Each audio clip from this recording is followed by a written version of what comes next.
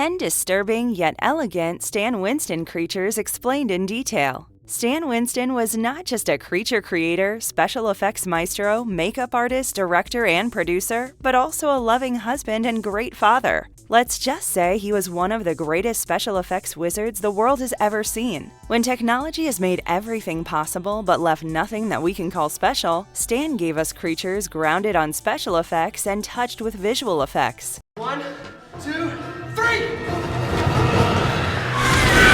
Stan was always up for challenging the age-old notions. It's a clichéd fact among movie lovers and sometimes even filmmakers that a man in a suit will never be as good as an animatronic monster or a computer-generated creature. However, Stan's predators are just men in suits. And do we even need to tell you about their greatness as pop culture icons? The Kothoga from the Relic is also a man in a model suit, and we'd never have known it had it not been for the behind-the-scenes trivia. It was his skill set and brilliant imagination that won him 4 Oscars for Aliens, Terminator 2, and Jurassic Park. The characters and creatures he designed in these 3 films are only the tip of the iceberg called Stan Winston's legacy.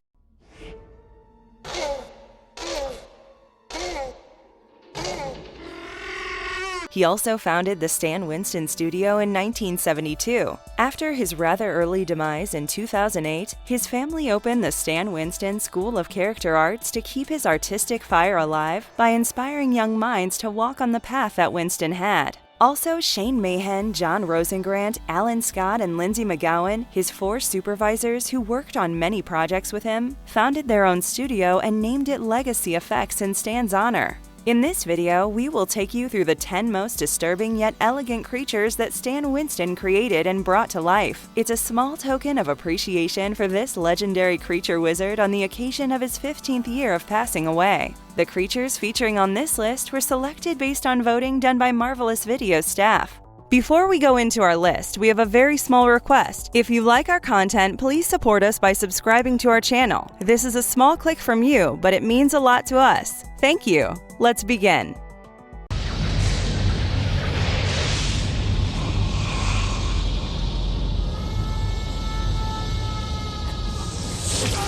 One, Pumpkinheads. From the film Pumpkinhead, 1988. Pumpkinheads are the main antagonist of the Pumpkinhead series. They are demons of vengeance that can be summoned to take revenge. The nomenclature might surprise you, but you didn't really think that the great Stan Winston would just create a creature with a head that's merely a carved-out pumpkin, did you? They're called so because they are kept buried under a large heap of pumpkins. These demonic creatures are vaguely humanoid in structure, and their body's texture and feel are ironic. While they look like a dead, decomposing body, they also bear a resemblance to a humongous fetus. They have overgrown shoulders that end up on thrust-up shoulder blades, disproportionately long legs, skeletal fingers with claws for nails, and an agile tail. Their head looks like the body of an octopus with sharp carnivorous teeth and pale reptilian eyes. When the producers contacted Stan for the film, they were just looking for him in his studio to design the titular creature. However, Stan saw the opportunity to make his directorial debut, so he put a condition in that he'd do the creature only if he did the film itself, and the producers fortunately agreed. Stan employed his studio to create the design and develop the monster.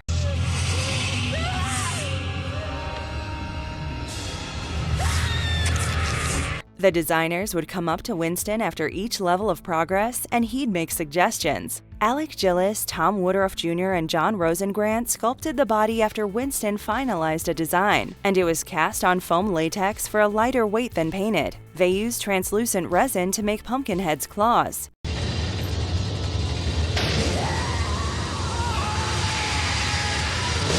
Interestingly, the creature's legs were supposed to be Predator's legs, but the idea was dropped because the feet were digitigrade and unsuitable for a creature that had to do a lot of running. The expertise that Stan Winston brought to the bodily features made this small-budget monster comparable to the Aliens and the Predators. You're one ugly motherfucker.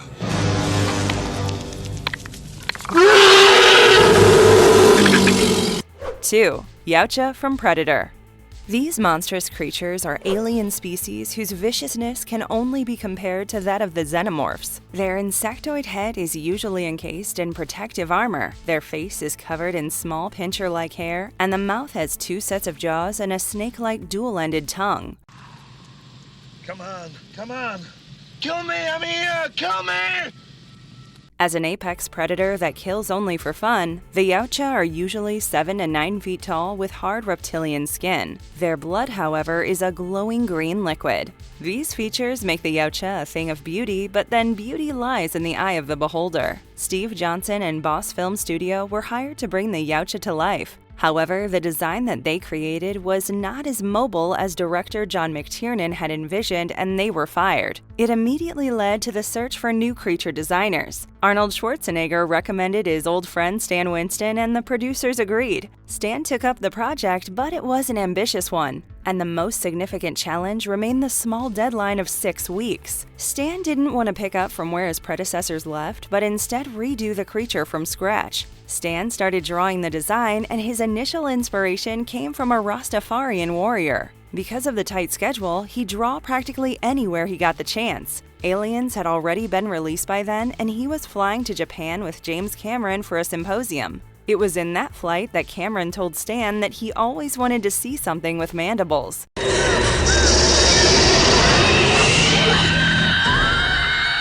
Stan incorporated this in his drawing to give the world's most famous mandibles ever. After the design was finalized, it was time to make the preliminary sculpture. The gigantic 7'4" tall Kevin Peter Hall was to play the Predator. Kevin was known to not just don the suits, but really bring a personality to the characters he was playing. Stan and his team sculpted a mobile yet horrifying beast, and it was framed in proportion to Kevin's physique. The most important part, however, was the paint job. Yautja's thrilling and incredible look comes from the neat and intricate painting done on the foam latex body. Finally, the lower mandibles were fit with an external servo motor for enhanced flexibility that motion-controlled them so that Kevin's jaw movements would resonate and reciprocate in a complementary movement to the mandibles.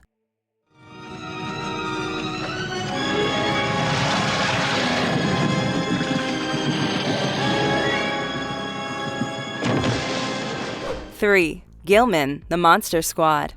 The Gillman is an iconic cinema monster that has left a deep impact on many contemporary directors and creature designers. He is a humanoid with fish-like traits capable of breathing comfortably both inside and outside water, as well as webbed hands that end in sharp claws on the tips of each finger.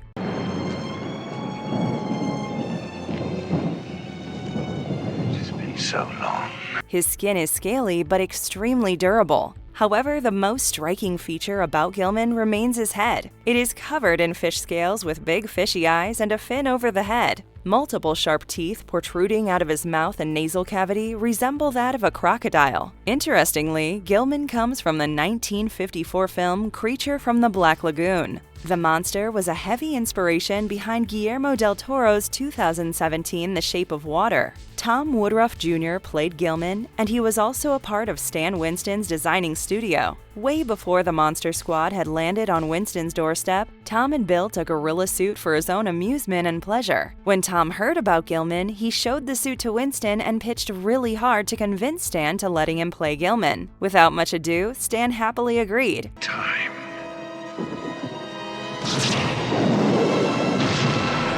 Surprisingly, Winston already had a design in mind for Gillman, and he was supposed to be largely alien with foreign and ancient features, but being the good boss that he was, he let Tom move ahead with his ambition. Matt Rose sculpted the maquette, and the life cast was built as per Tom's dimensions. She also painted the final design, and that's how one of the most iconic characters from the movie had come to life. An excellent old hobby and Winston's foresightedness.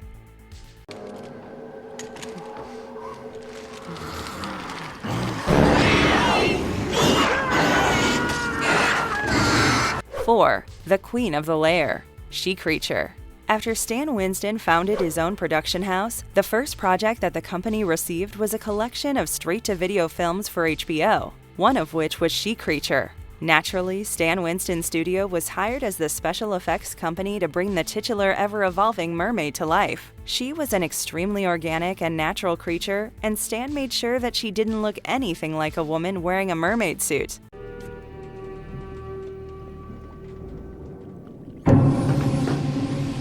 Rhea Kihlstedt played the initial form of the mermaid. She has webbed hands and long hair that has reflective coloring similar to algae. Of course, she had a powerful and agile split tail. Towards the climax, she reveals her true form as a monstrous and abyssal creature.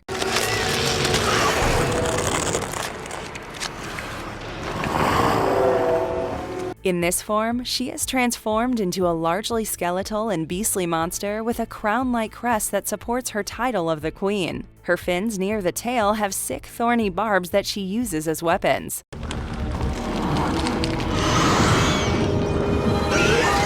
The special effects team was working on a tight budget and a tighter pre-production schedule of 3 weeks. At the first stage of picturizing the mermaid, Raya would get a makeup job for 3 straight hours. Her webbed hands were prosthetics that were cast on latex and worn as gloves. In most of the scenes, she's seen in a fish tank. It wasn't just there for cinematic purposes, but was specially designed to hide the heavy pieces of equipment and mechanisms. The long mechanical tail was extremely innovative, and one person would move it from beneath a fish tank. One of the sequences shows the Queen in full view. This was done by digitally combining Rhea with an animatronic tail. The Queen goes through a transformation to finally reveal her true form, and this final design was created by Mark McCreary. The body and head were sculpted separately. While the design in the final creature looked breathtakingly scary, it had a motif of the 1900s. Actress and dancer Hannah Sim played this final form, and wearing the cast of this version required great strength, but Hannah did her part with grace. This was how Stan Winston and his people gave the world its most elegantly evil mermaid that slithered like an eel. There's a 15-day wait on the handguns, but the rifles you can take right now. You can't do that. 5. T-800, the Terminator. Cyberdyne Systems Model 101, better known as T-800, is an android with a metallic endoskeleton that's covered in living tissue. Director James Cameron revealed that there are 101 models of this version of Terminators and all look alike, while there's a 102 that looks like someone else. It's an exceptionally strong robot that can heal, upgrade, and learn. Due to its organic camouflage, it can even sweat, smell, and bleed, but doesn't display human emotions unless it learns them from a subject. In addition to humanized traits like talking naturally and reading human handwriting, it can also mimic other people's voices. Are you all right? What's the dog's name? Max. Hey, Janelle. What's wrong with Wolfie? However, its most advanced feature is its constantly adaptive artificial intelligence.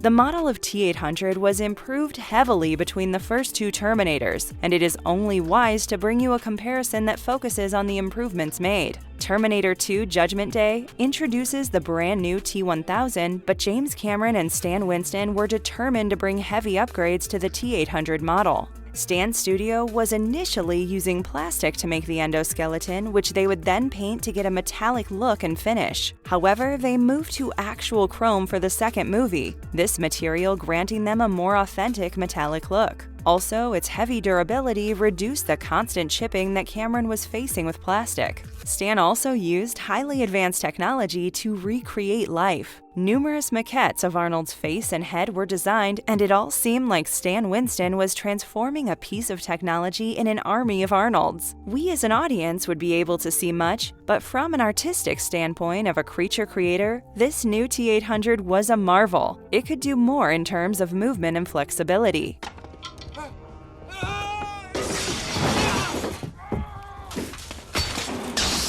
It was also able to have more fluid and effortless walking and running. Then again, it's surprising to learn that the model was managed and controlled by a team of 12 puppeteers who would stand behind the cameras. They would synchronize and control each movement of the model's body from skull to feet. The effort that goes into crafting these beautiful pieces of art and technology is just incredible and brilliant.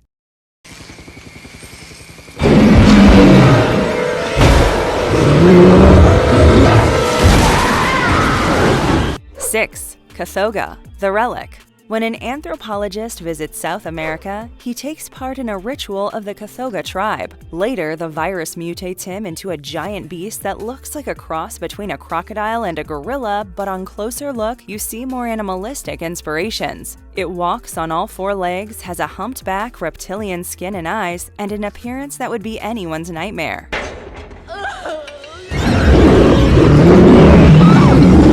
Its head looks like the body of a large spider with around 40 teeth of varying sizes. A lion-like mane runs through its body. However, the most striking feature is its two giant mandibles protruding from either side of the lower jaw. The film is based on a novel by Douglas Preston and Lincoln Child called Relic, and naturally, the inspiration for Kothoga came from the novel. The first problem that the designers at Stan Winston Studios faced was portraying it on paper. Since the book didn't do much in terms of describing the physical appearance of Kothoga, it was unseen and unimagined.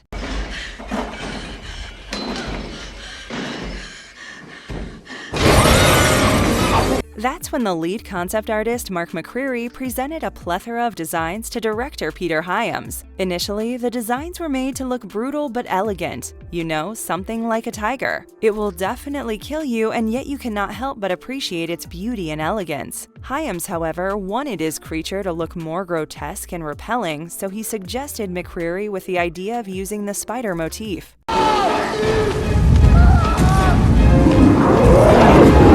McCreary obliged, and the final design was an amalgamation of a lion's mane, a horse's build, a crocodile's posture, and a spider's head. Stan Winston made sure that the creature looked natural and something along the lines of a mutated organism. So while the Kothoga was being sculpted, attention was given to making its hair, claws, skin, teeth, and mandibles look alive in themselves. The initial design was not created with the intent of putting a man inside it, but cinematic obligations required Vincent Hammond to play the Kothoga. So a cast was made with him wearing the limbs and head, and this would serve as the base for the subsequent and final sculpture. It was very difficult for a performer to wear the Kothoga suit due to the awkward animalistic posture. However, the final result was breathtaking.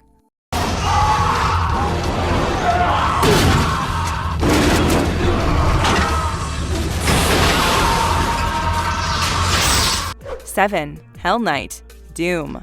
Doom is loosely based on the video game series of the same name by id Software, but heavily adapts from the third entry. The main antagonist is the Hell Knight, or the Baron, a monster that's been wreaking havoc on a research facility on Mars. He looks as large as a dump truck and is equally powerful.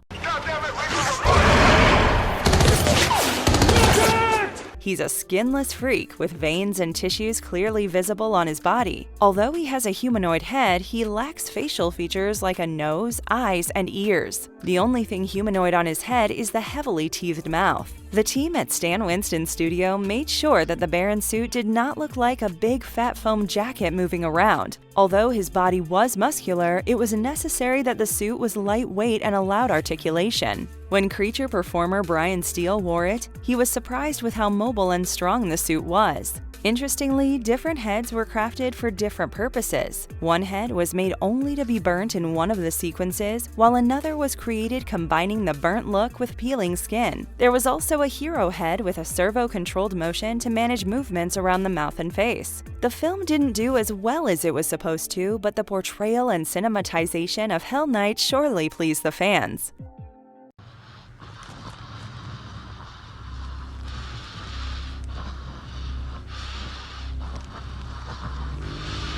8. Xenomorph Queen. Aliens. To quote James Cameron, the alien queen glowers over her eggs like a great glistening black insect Buddha. She has a fanged head, 4 arms, and 2 powerful legs. These are folded over her abdomen, which is filled with eggs. The crest on her head seems like a crown and only suits her queenship. She is the beast of the beasts and the prime xenomorph who does everything that a mother would do to protect her children.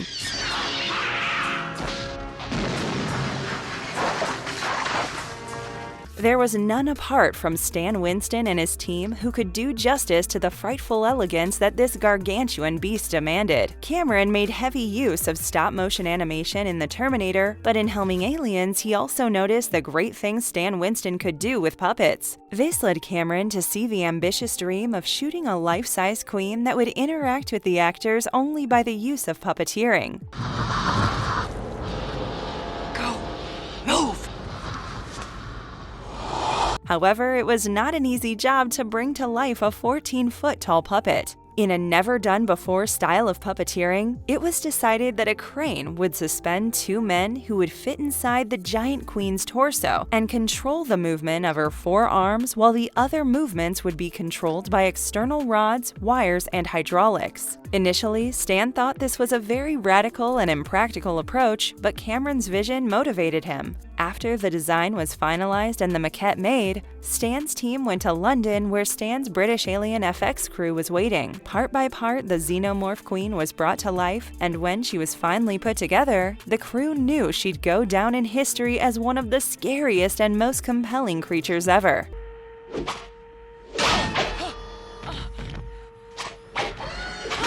It turned out that she was too massive for standard technology to carry her weight or control her movements, so Stan and his team used another novel technique. The Xenomorph Queen compelled them to apply the principle of hydraulics. It was something that they had never done before. In the end, the Queen needed 8 operators to control her. They all coordinated their movements to give her an organic movement style. She was exactly what Cameron had envisioned and more than what filmgoers expected. Larry, don't look at her!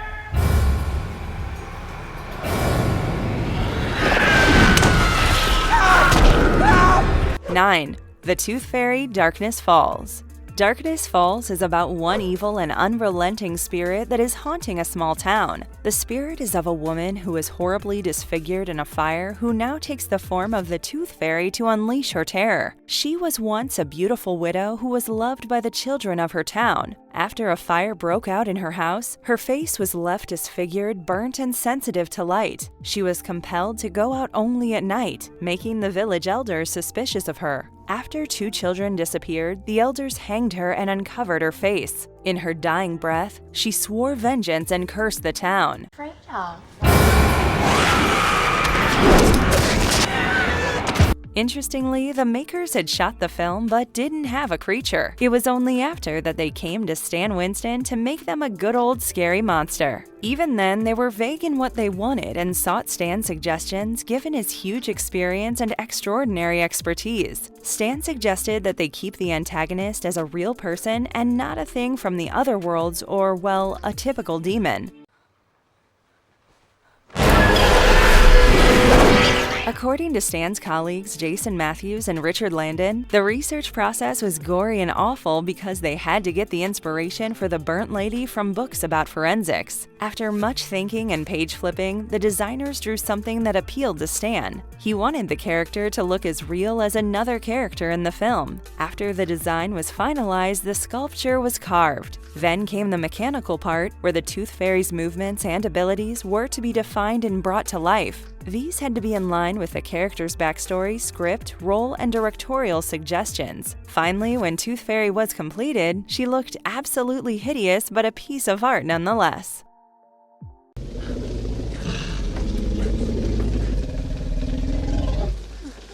No. 10. T-Rex, Jurassic Park.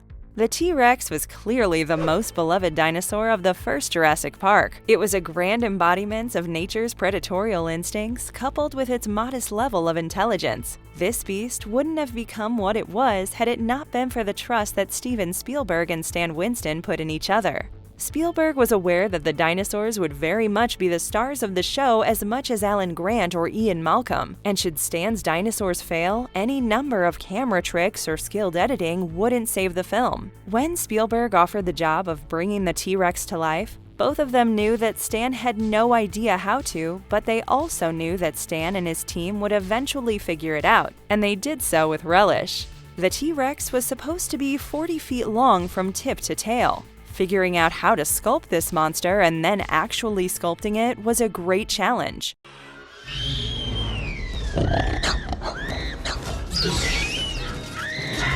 One thing was clear. Art was supposed to precede technology in bringing these magnificent beasts to life and giving them an organic and natural appearance. Ultimately, the team came up with the idea of dissecting the entire body of the dinosaur into cross-sections. Then these cross-sections would be projected on plywood using an opaque projector and then scaled and numbered. These numbered cross-sections were then fixed on a long metal rod and were covered with fiberglass and chicken wire. Lastly, it was sculpted with clay. This process was used to sculpt the 1/5 miniature maquette of the full-size T-Rex. Stan and his team proved that the perfection brought in by special and animatronic effects could never be discarded or given lesser priority than technology. These guys are never going to go out of business.